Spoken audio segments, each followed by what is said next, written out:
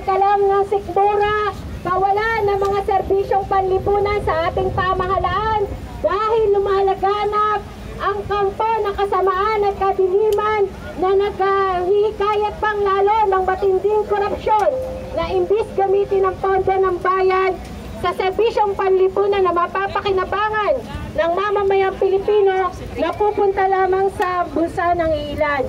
At kami po, sa hanay ng kadamay at ng mga maralita sa ating bansa, alam namin kung gaano ang ginawang pakikisa sa amin ang bayan muna simula't simula hanggang sa panahon na hindi sila nakaluklok sa ating Kongreso dahil sa matinding atake at pamamasisa mismo ng ating pamahalaan. Pero hindi ito naging limitasyon para makatugon sila sa oras ng pangangailangan ng mga maralitang katulad namin na kumakaharap sa mga kalamidad dahil lagit-lagi may bayan munang nakikisa sa pagbibigay kahit mil kung ano ang kinakaya ng kanilang pondo mula sa mananalikom na mga donasyon sa iba't ibang mga individual at grupo. Hindi rin nawala ang hanay ng mga representante natin sa usapin na kapag mayroong mga demolisyong na gaganap sa aming mga komunidad at sinong mga partido ang nakisa, kita ang lakas ng mamamayan. Naririto po ang hanay ng mga maralita para isigaw sa buong bansa. Sigaw ng bayan! Bayan muna! At hindi ang bayan muna party list ay ordinaryong mamamayan. Ordinaryong mamamayan katulad ng mga maralitang tagalunsod, manggagawa, magsasaka, at ngayon andito tayo para i-file sa malapit ng panahon, i-file ang ating KONA sa COMELEC. Ang pag-file ng KONA sa COMELEC ng bayan muna ay simbolo ng mga laban ng bayan muna. Dahil nais nating ipagpatuloy ang ating laban doon sa Kongreso. Ang laban natin sa mga kurakot sa buong Pilipinas, ipagpatuloy natin yon. Ang laban natin para sa mga maralita, para sa moratorium, sa demolisyon, ipagpatuloy natin yon. Yung laban lang ang patunguhan sa 2025.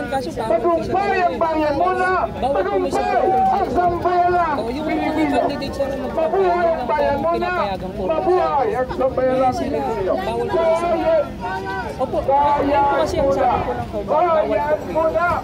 Oo, kasi marami pong sasakyan. Ay, yung bawal po ba?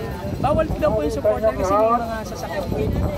Bawal sa kalye, sir. Opo. Kalye. Bawal Pero kasi nasa kalye.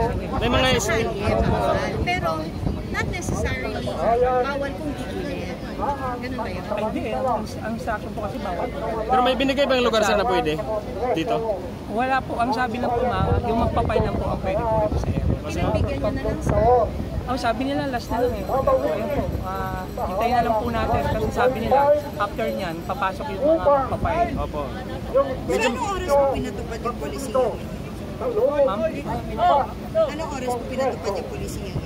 Yung police. Yung polisiya po, policy po, na bawal po Ay, dito. exactly na po. Kasi kaninang umaga po nandito po yung supporters na... Pero ngayon po sinabi po, bawal po.